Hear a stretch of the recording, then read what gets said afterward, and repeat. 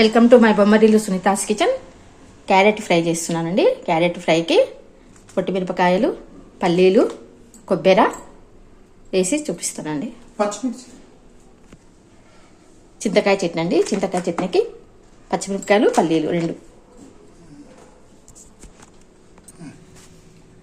ధనియాలు, జీలకర్ర, ఆవాలండి.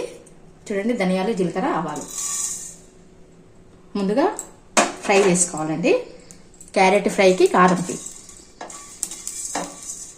పొట్టిమిరపకాయలు కూడా వేసేయాలండి. లో ఫ్లేమ్లో వేయించుకోండి. ఇది క్యారెట్కి కారం అండి. క్యారెట్ ఫ్రైకి కారం కావాలి కదా, మసాలా కారం అండి. పల్లీలు వేసుకోండి, కొద్దిగా వేసుకోండి. పల్లీలు ఎక్కువ వేసుకోకండి, మరి సప్పగా అయిపోతుంది. టేస్ట్కి తగ్గట్టు వేసుకోవాలి. తీపి క్యారెట్ ఎట్లా తీపి ఉంటుంది కదండి, పల్లీలు ఎక్కువ వేసే కొద్దీ మళ్ళీ తీపి వచ్చేస్తుంది. పొడి చాలా బాగుంటుందండి, మసాలా పొడి క్యారెట్ ఫ్రైకి. చివరిగా కొబ్బరి వేసి వేయించుతున్నానండి. కొబ్బరి కూడా వేసేసుకోండి. ఈ వేడికి కొబ్బరి అంతా వేగిపోతుంది. ఉప్పండి ఇట్లా మెత్తగా వేసుకోవాలండి. పసుపు వేసుకోలేదు. పసుపు వేసుకొని ఎల్లిపాయలు వేసుకోవాలండి. ఎల్లిపాయలు ఒక 4 ఎల్లిపాయలు వేసుకొని మిక్సీ పెట్టాలి. ఎంత బాగా వస్తుందండి స్మెల్. ఆయిల్లో పచ్చిమిరపకాయలు వేయించుకుందామండి. పల్లీలు, మిరపకాయలు వేయించుకోవాలి. కొద్దిగా ఆయిల్ వేసుకోండి. ప్లెయిన్ అండి, బోటు తీసినది తొక్కండి. ఇది నేను కొద్దిగా చింతకాయ చట్నీ చేస్తున్నానండి. చట్నీకి పల్లీలు వేస్తే బాగుంటుంది. ఎక్కువ వేసుకోవద్దు, కొంచెం అండి. దాంతోపాటు మిరపకాయలండి. మిరపకాయలు అప్పుడే వైట్ వచ్చేస్తాయి చూడండి. చట్నీ పుల్లగా ఉందండి, చింతకాయలు చాలా పుల్లగా ఉన్నాయి. ఇంత మాత్రం మిరపకాయలు వేసుకోవాలి. మిరపకాయలు చప్పగానే ఉన్నాయండి. మళ్ళీ ఇది పోపు వేసుకోవాలండి. తర్వాత చట్నీ ఇంకా ఉప్పు ఏం అవసరం లేదండి. తొక్కు పెట్టినప్పుడే ఉప్పు వేసినండి. క్యారెట్కు శనగపప్పు వేసుకోవాలండి, బాగుంటుంది. శనగపప్పు ఎక్కువ వేసుకుంటే చాలా బాగుంటుంది. ఆవాలు కొంచెం మళ్ళీ ఆయిల్ వేసుకొని శనగపప్పు, ఆవాలు, జీలకర్ర వేసుకోవాలండి. బాగా శనగపప్పు బాగా ఎర్రగా కావాలి. కొంచెం బాగా ఎర్రగా కావాలండి. స్టవ్ కొంచెం పెద్దగా పెట్టుకుంటే పప్పు బాగా రోస్ట్ కావాలి. చాలా టేస్ట్ ఉంటుందండి ఫ్రై. మసాలా ఎల్లిపాయ కారం వేస్తే చాలా బాగుంటుంది. క్యారెట్ అనేది తీపి వస్తుంది కదా, ఈ మసాలా కారం వేస్తే, మసాలా ఎల్లిపాయ కారం వేస్తే చాలా బాగుంటుందండి. మామూలు కారం కంటే పొట్టిమిరపకాయలు వేయించి చేసుకుంటే చాలా బాగుంటుంది. చూడండి, క్యారెట్ వేసేస్తున్నా. సన్నగా తరిగండి. నేను మాత్రం సన్నగా తరిగినానండి. కొంచెము మూత పెట్టేస్తే తొందరగా ఉడికిపోతాయి. మూత పెట్టేస్తే మంచిగా ఉడికిపోతాయి. మెత్తగా అవుతుందండి ఇప్పుడు, ఎందుకంటే సన్నగా తరిగినాం కదా. ఫ్రై అంటేనే సన్నగా తరగాలండి, చాలా బాగుంటుంది. కలుపుకుంటే కూడా చాలా బాగుంటుంది. ఫ్రై అంటే చిన్నగా తరగాలి. ఎర్రగవుతుంది బాగా క్యారెట్. కొంచెం మంట ఎక్కువ పెట్టుకుంటే క్యారెట్ ఎర్రగవుతుంది, టేస్ట్ వస్తుంది. చిన్నగా పెట్టుకుంటే మెత్తగా ఉడికినట్టు అవుతుంది, బాగుంటుంది. పచ్చగా మంచిగా అనిపిస్తుంది. కరివేపాకు ఇప్పుడు వేసుకోవాలి. కరివేపాకు అనేది ఇప్పుడే వేసుకుంటే మంచిగా పచ్చగా అనిపిస్తుంది అండి. కొంచెం సన్నగా కట్ చేసుకొని వేసుకోండి. పెన్నము సైడ్లకు అట్లే ఉంటుందండి, వేయించాలి. కొద్దిసేపు వేయనండి, కొంచెం ఎర్రగా కావాలి. ఇంకా కొద్దిసేపు వేగినాక కారం అవి వేసేస్తారు. మూత పెట్ట. చింతకాయకి కారము, పల్లీలు. ఇంకా ఉప్పు వేయకూడదండి. ఉప్పు, పసుపు ఏం వేయకూడదు. ఎందుకంటే ఉప్పు చింతకాయలోనే ఉందండి, సరిగిపోతుంది. ఇది మిక్సీ పట్టుకొని వస్తానండి. పల్లి, మిరపకాయలు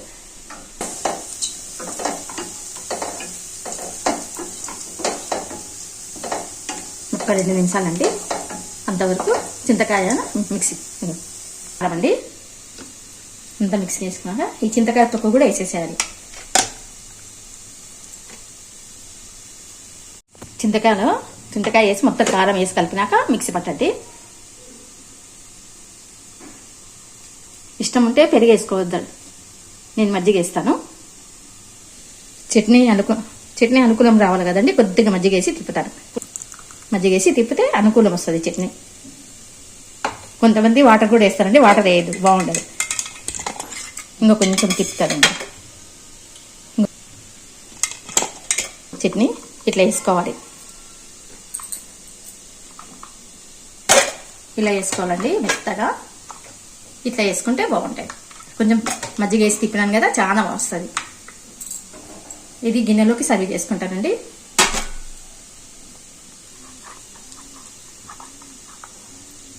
గిన్నెలోకి వేసేసుకుంటున్నాను. ఇది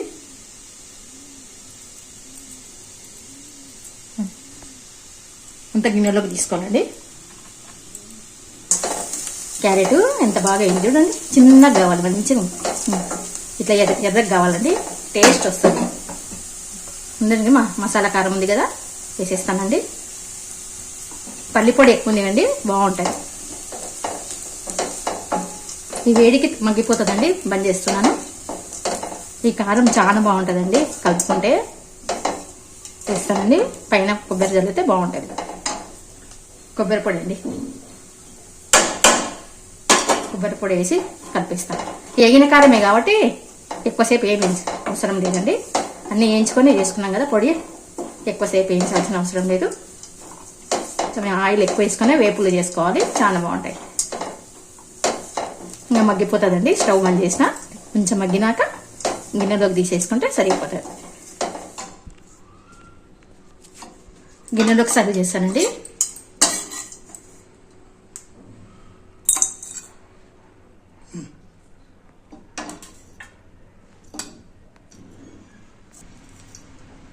చింతకాయకి పోపు వేస్తున్నానండి. కొంచెం ఆయిల్ వేస్తే బాగుంటుంది.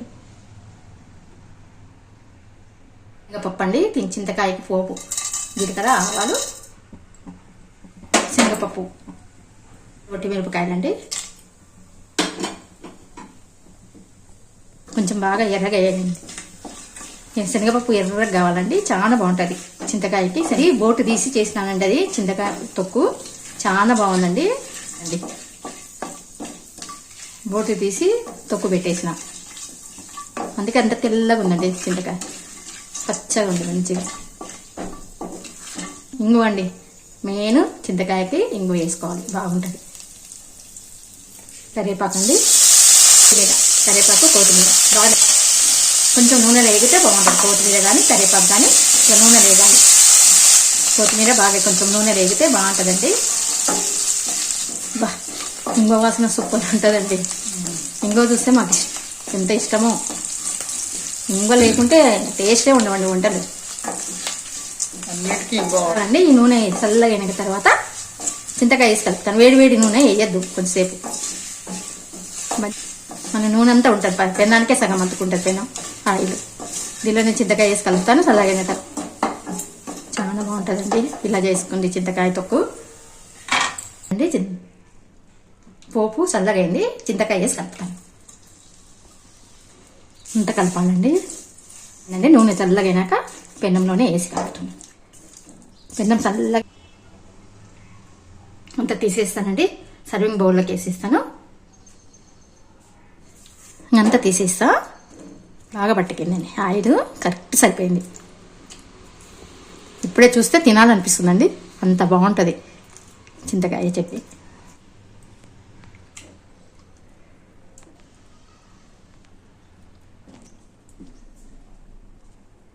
అయిపోయిందండి క్యారెట్ ఫ్రై, చింతకాయ తొక్కండి. ఎంత బాగున్నాయి కదా రెండు. ఇలా చేసుకోండి క్యారెట్ ఫ్రై మసాలా కారంతో. చింతకాయ ఇట్లా బోటు తీసిన చింతకాయ బాగుందండి.